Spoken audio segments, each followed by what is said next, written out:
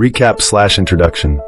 When Margaret Whitaker arrives from the United States to take a decisive role in a multinational corporation's Madrid office, she expects spreadsheets and boardrooms. What she doesn't expect is Daniel Morales, a focused, resilient personal trainer hired to keep her sharp during a storm of deadlines. He is 27, from a modest neighborhood, and completely different from the people she usually meets. As Margaret and Daniel's sessions shift from physical training to late-night conversations, attraction grows. But their budding connection collides with corporate rivalries, a smear campaign, and secrets that threaten everything Margaret has built. In the heart of Madrid, passion and danger entwine, pushing both of them to choose what they value most. Stay with the story to see how love and truth play out against a city of light and shadow. Chapter 1. Arrival in Madrid. I remember the first time I saw her in person. Margaret Whitaker arrived in Madrid with the height and grace of someone used to opening doors. Not just physical doors, but the kind that led to boardrooms, private jets, and headlines. She was 39, American, confident, but there was a softness in her eyes that even her tailored suits couldn't hide, that I was 27 and the head trainer at a boutique fitness studio near Salamanca. My clients ranged from young professionals to retirees, but this contract was different. A multinational had outsourced an executive wellness program and asked for a trainer who could be discreet and effective.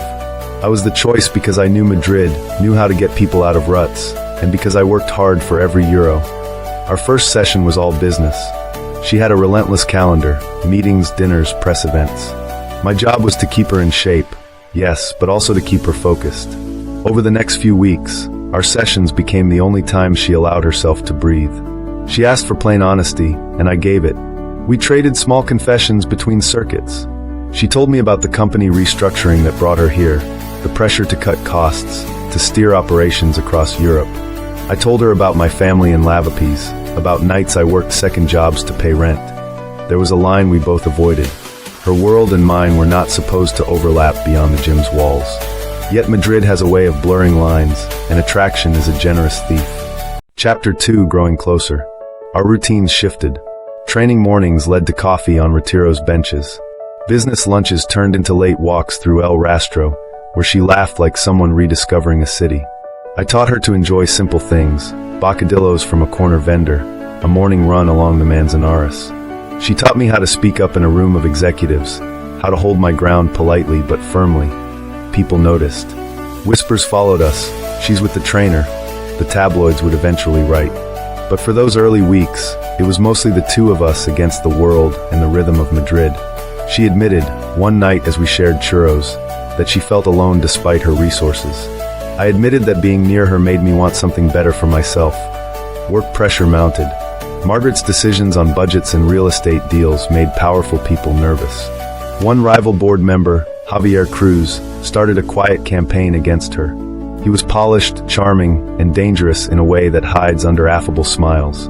I saw him measure her at meetings, saw the way his eyes lingered when he planned a strategic phrase that might undermine her. I began to worry, not just for her job, but for what the fall would mean to the fragile trust she'd built with me.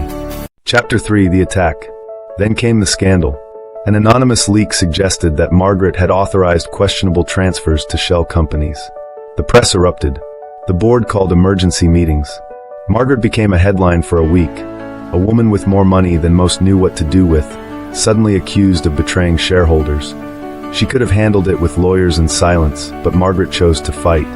I saw the steel come back to her eyes, the version of her that won contracts and commanded rooms. Still, the pressure was personal. The reporters camped outside her apartment. Old friends offered shallow condolences. Javier smiled while he watched Point one night. After a meeting that lasted till midnight, Margaret asked me to help in a different way. "Daniel," she said quietly, "I need someone who trusts me enough to look where others aren't looking." She trusted me with access to parts of her schedule and to a locker with physical documents. That trust made me protective in a way I hadn't expected. That we found a clue. An encrypted file on a company server accessible only through an older login. It smelled like setup. I used contacts, a kid I knew in IT who owed me a favor, to dig deeper. What we unearthed was a trail of falsified approvals routed through a shell email tied to Javier's network. Whoever had crafted the smear wanted Margaret out fast. Chapter 4. Midnight Chase. The night we decided to get proof, Madrid felt both ally and enemy. We met on a rooftop that overlooked the Paseo de la Castellana. She wore an evening coat over a silk dress. I wore a dark hoodie and jeans, ridiculous and perfect for what we planned. We moved like thieves, hearts pounding, sweepers of light beneath the city glow. Someone had a copy of the transfer authorization on a USB, and the address to retrieve it was an office Javier used to claim as a consulting space. We went undercover, Margaret with a visitor badge she could bluff, me with the clumsy charm of someone who doesn't quite belong. The building smelled of old coffee and ambition. We found a server room, and in a frantic 10 minutes, I pulled a drive that had the metadata we needed. But as we left, we were not unseen.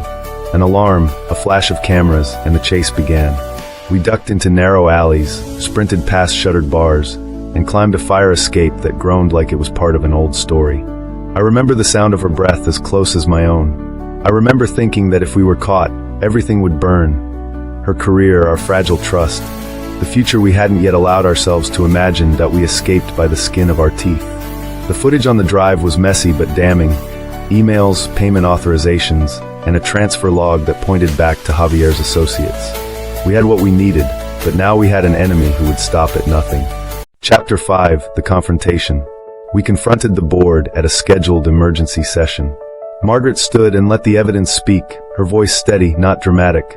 I sat at the edge of the table, a quiet presence in jeans, watching the faces morph from doubt to embarrassment as the pieces fell into place that Javier's composure cracked when the auditor spoke of the shell accounts.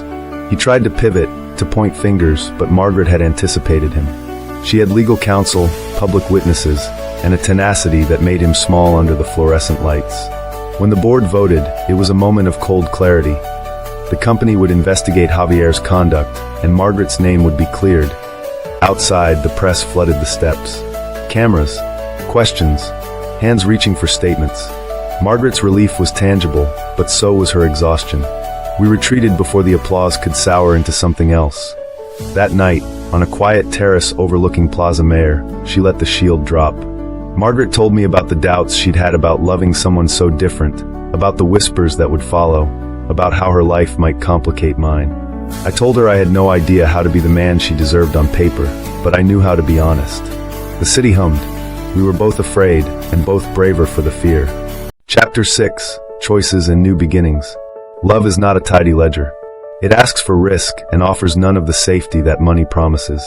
For Margaret, the scandal's fallout changed the texture of her days. For me, being part of her world opened doors and also exposed fragile places I hadn't seen before that we moved slowly after the board's verdict. We were public, then private, then public again. Rhythm neither of us could perfectly control. She insisted on paying for things I once would have refused. I insisted on standing as an equal, even when it meant turning down help she offered with kindness. We learned to argue without making everything about status. We learned to celebrate victories and grieve losses together. One autumn evening, months after everything had started, we walked along the Paseo de la Castellana. The city had changed, fewer scandalous headlines, a smoother rhythm to the company's operations. Margaret squeezed my hand. We didn't know if we'd survive the storm, she said, but I know now that storms show you who will stand in the rain with you. I smiled and thought of all the times I had nearly let fear make my choice for me. Love, I learned, isn't about equal parts or even about fairness. It's about building a life where both people can grow. We were different in money and background and age, yes, but in the end, we were two people who chose each other in a city that never stopped moving. Madrid gave us both a second chance, a place to rewrite what success and happiness could look like. I still train and she still leads. Between our sessions and board meetings, between small arguments and shared dinners, we made room for something real. The endings and beginnings in our lives braided together, and every now and then I still catch her looking at me with the same softness I saw the first day. It is enough.